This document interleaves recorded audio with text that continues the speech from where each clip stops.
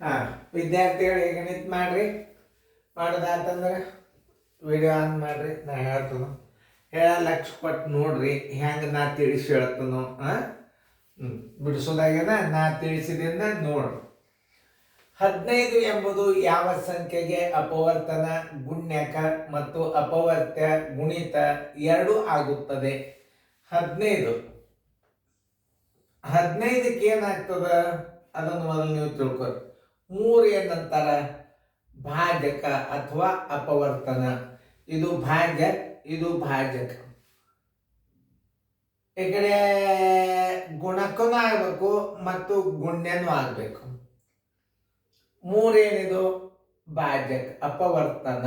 15ಕ್ಕೆ ಭಾಗಿಸಲ್ಪಡುವ ಸಂಖ್ಯೆ ಆಗ್ತದ.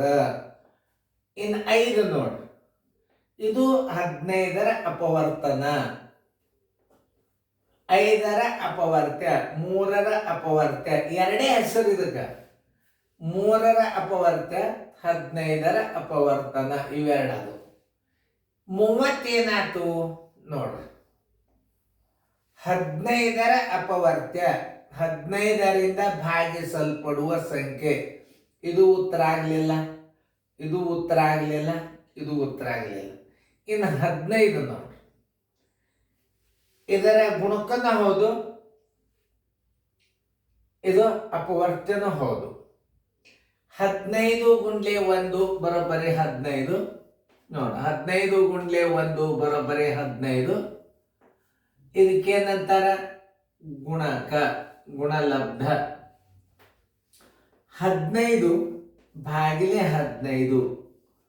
ಇದು ಅಪವರ್ತ್ಯ, ಇದು ಅಪವರ್ತನೂ ಆಯ್ತು. ಅಂದ್ರೆ ಗುಣಕ ಮತ್ತು ಗುಣಲಬ್ಧ ಎರಡು ಆಯ್ತು. 15 ಒಂದಲೇ 15 ಒಂದಲೇ ಬರೋಬ್ಬರಿ 1. ಆದ್ದರಿಂದ ಉತ್ತರ ಏನಾಗ್ತದ? 15 ಆಗ್ತದ. 15 ಎಲ್ಲದ ನೋಡ್ರಿ, ಉತ್ತರ ಸಂಖ್ಯೆ ಸಿ. ಏನ್ ತಿಳ್ಕೊ. ಇದರ ಡೆಫಿನೇಷನ್ ಬರೀತೀನಿ, ಟೈಮ್ ಇದಾಗ್ತದ, ಲಾಕ್ ಮಾಡ್ತೀನಿ. ಈಗ ವಿದ್ಯಾರ್ಥಿಗಳೇ, ಇದನ್ನು ಬರೆದು ಹೇಳ್ಬೇಕಾದ್ರೆ ಟೈಮ್ ಭಾಳ ತಿಂತದ. ಅದಕ್ಕೆ ವಿಡಿಯೋ ಮತ್ತೆ ರೀಸ್ಟಾರ್ಟ್ ಆಗ್ಯದ ನೋಡ್ರಿ. ನಾನು ನಿಮಗೆ ಏನು ಹೇಳಿದೆ? 15 ಗುಂಡ್ಲೆ 1 ಬರೋಬ್ಬರಿ 15, 15 ಬಾಗಿಲೆ 1 ಬರೋಬ್ಬರಿ 1 ಅಂತ ನಾನು ನಿಮಗೆ ಮೊದಲೇ ಹೇಳಿದ್ದೆ. ಅದನ್ನು ವಿವರಣೆ ಕೊಡ್ತೇನೆ ನಿಮ್ಗೆ. 15 ಎಂಬುದು 15 ಎಂಬ ಸಂಖ್ಯೆಗೆ ಅಪವರ್ತನ ನೋಡ್ರಿ. ಈಗ ಈ 15 ಇದು ಭಾಜ್ಯ, ಇದು ಭಾಜಕ. 15ರ ಅಪವರ್ತನ ಆಗ್ತದೆ. ಇದು ಇದು ಅಪವರ್ತನೂ ಆಗ್ತದೆ. ಇದರಿಂದ ಇದಕ್ಕೆ ಭಾಗಿಸಬಹುದು, ಇದರಿಂದ ಅದಕ್ಕೂ ಭಾಗಿಸ್ಬೋದು. ಅಂದ್ರೆ ಅಪವರ್ತನೂ ಹೌದು, ಅಪವರ್ತನೂ ಹೌದು, ಇವೆರಡು. 15 ಎಂಬುದು 15 ಎಂಬ ಸಂಖ್ಯೆಗೆ ಅಪವರ್ತನ. ಅಂದರೆ ಈ ಸಂಖ್ಯೆಗೆ ಇದು ಅಪವರ್ತನ ಆಯಿತು. ಏಕೆಂದರೆ 15 ಎಂಬುದನ್ನು 15ರಿಂದ ಭಾಗಿಸಬಹುದು. ಈ 15ಕ್ಕೆ 15ಕ್ಕೆ ನಾವು ಭಾಗಿಸಬಹುದು, ಇದಕ್ಕೆ ಭಾಗಿಸಬಹುದು. ಮತ್ತು 15 ಎಂಬುದು 15ರ ಅಪವರ್ತ್ಯವು. ಈ ಅಂಕಿನಿಂದ ಇದಕ್ಕೆ ನಾವು ಭಾಗಿಸ್ತೀವಿ ಅಂದ್ರೆ ಇದು ಅಪವರ್ತ್ಯ ಆಗ್ತದೆ. ಇಲ್ಲಿ ನಾ ತೋರ್ಸಿನಿ ನೋಡು. ಯಾಕಂದ್ರೆ ಇದನ್ನ ಡೆಫಿನೇಷನ್ ಬರೆಸೋಕ್ಕಿಂತಲೂ ಮೊದಲು ಇದನ್ನ ಮಾಡಿ ತೋರ್ಸಿನಿ. ಇದು ಅಪವರ್ತ್ಯ, ಇದು ಅಪವರ್ತನ.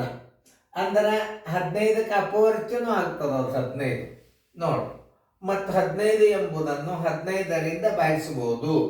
ಮತ್ತು 15 ಎಂಬುದು 15ರ ಅಪವರ್ತ್ಯವು. ನೋಡಿ, ಇದರ ಅಪವರ್ತ್ಯ ಹೌದಲ್ಲ ನೋಡ್ರಿ. ಅಂದ್ರೆ ಇದರಿಂದ ಭಾಗಿಸಿಕೊಳ್ಳುವ ಸಂಖ್ಯೆ ಅಪವರ್ತ್ಯ ಅಂತಾರ.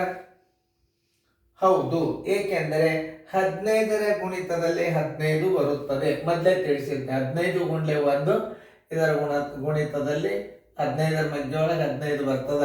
ಆದ್ದರಿಂದ ಉತ್ತರ ಸಿ ಉತ್ತರವಾಗುತ್ತದೆ.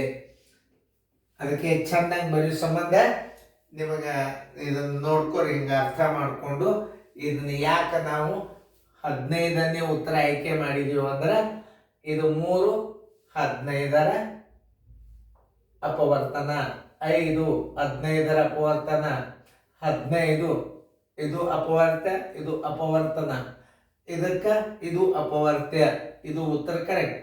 30 15ರ ಅಪವರ್ತ್ಯ, 15ರ ಗುಣಲಬ್ಧ. 30ರಿಂದ 30ರ ಅಪವರ್ತ್ಯ 15 ಆಗುವುದಿಲ್ಲ. 30ಕ್ಕೆ ಇದು ಅಪವರ್ತಿ ಆಗುವುದಲ್ಲ, 30ಕ್ಕಿದು ಅಪವರ್ತನ ಆಗ್ತದ.